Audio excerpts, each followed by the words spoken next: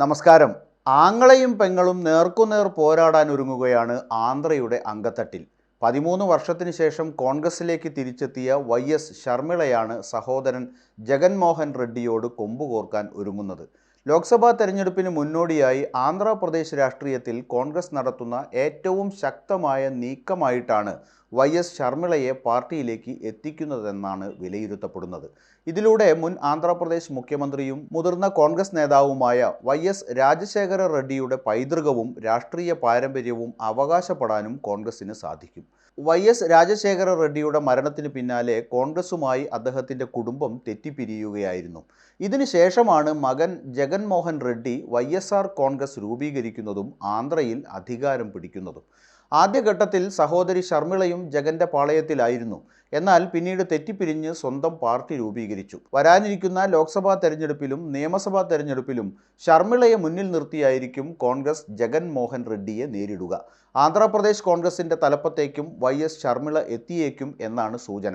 ആന്ധ്രാപ്രദേശ്, തെലങ്കാന എന്നീ സംസ്ഥാനങ്ങളായി വിഭജിച്ചതിന് ശേഷമുള്ള തെരഞ്ഞെടുപ്പുകളിൽ കേവലം 2% താഴെ വോട്ടുകളുള്ള പാർട്ടിയായി ചുരുങ്ങിപ്പോയ കോൺഗ്രസിന് ജീവൻ പകരുക എന്നതാണ് ശർമിളയുടെ മുന്നിലുള്ള ഏറ്റവും പ്രധാന ദൗത്യം.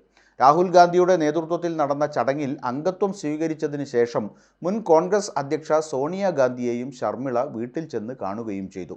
ജഗൻ ഭരണവിരുദ്ധത നേരിടുന്നുണ്ടെന്നും ഇപ്പോൾ ജഗന്റെ YSR കോൺഗ്രസുമായി ചേർന്ന് നിൽക്കുന്ന മുൻ കോൺഗ്രസുകാരെ ആകർഷിക്കുന്നതിനൊപ്പം പാർട്ടിയെ പുനരുജ്ജീവിപ്പിക്കുന്നതിനുള്ള ഉത്തേജകമായി ശർമിളയുടെ സാന്നിധ്യം പ്രവർത്തിക്കുമെന്നാണ് കോൺഗ്രസ് നേതൃത്വം വിശ്വസിക്കുന്നത്.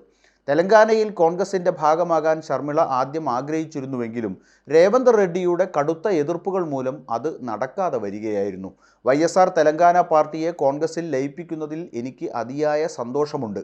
കോൺഗ്രസ് ഇപ്പോഴും രാജ്യത്തെ ഏറ്റവും വലിയ മതേതര പാർട്ടിയാണ്. അത് എല്ലായ്പ്പോഴും ഇന്ത്യയുടെ യഥാർത്ഥ സംസ്കാരം ഉയർത്തിപ്പിടിച്ചു. കോൺഗ്രസ് നമ്മുടെ രാഷ്ട്രം കെട്ടിപ്പടുത്തു. എല്ലാ സമുദായങ്ങളെയും അചഞ്ചലമായി സേവിക്കുകയും ഐക്യത്തോടെ പ്രവർത്തിക്കുകയും ചെയ്തു എന്നാണ് ശർമിള പാർട്ടിയിൽ ചേർന്ന ശേഷം പറഞ്ഞത്. മുഖ്യമന്ത്രിയായിരിക്കെ ഹെലികോപ്റ്റർ അപകടത്തിൽ മരിച്ച രാജശേഖർ റെഡ്ഡി ജീവിതകാലം മുഴുവൻ കോൺഗ്രസിനെ സേവിക്കുക മാത്രമല്ല, പാർട്ടിയെ സേവിക്കാൻ ജീവിതം ഒഴിഞ്ഞുവെച്ച ഇതിഹാസ നേതാവായിരുന്നുവെന്നും ശർമിള വ്യക്തമാക്കി. ഇന്ന് മകൾ അദ്ദേഹത്തിൻ്റെ പാത പിന്തുടരുകയും കോൺഗ്രസിൻ്റെ ഭാഗമാകുകയും ചെയ്യുന്നത് അദ്ദേഹത്തിന് വലിയ സന്തോഷം നൽകുന്ന കാര്യമാണ്. രാഹുൽ ഗാന്ധിയെ നമ്മുടെ രാജ്യത്തിൻ്റെ പ്രധാനമന്ത്രിയായി കാണുക എന്നത് അച്ഛൻ്റെ സ്വപ്നമായിരുന്നു. അതിൽ ഞാൻ വളരെ സന്തോഷവാനാണ്. അത് സാധ്യമാക്കുന്നതിൽ ഞാനൊരു ഭാഗമാകാൻ പോകുന്നു എന്നും അവർ പറഞ്ഞു.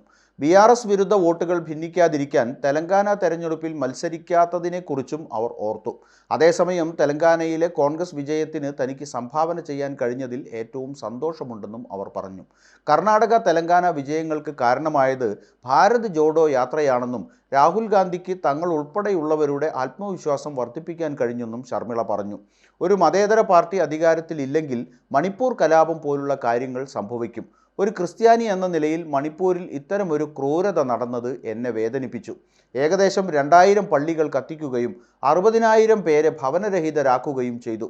അത്തരം ക്രൂരത എനിക്ക് താങ്ങാൻ കഴിയുന്നതല്ലെന്നും ശർമിള കൂട്ടിച്ചേർത്തു. ഏതായാലും ഒരേ രക്തത്തിൽ പിറന്നവർ നേരിട്ടെതിർക്കുന്ന രാഷ്ട്രീയം ആന്ധ്രയെ മറ്റു സംസ്ഥാനങ്ങളിൽ നിന്നും വേറിട്ട് നിർത്തും എന്ന് വ്യക്തം.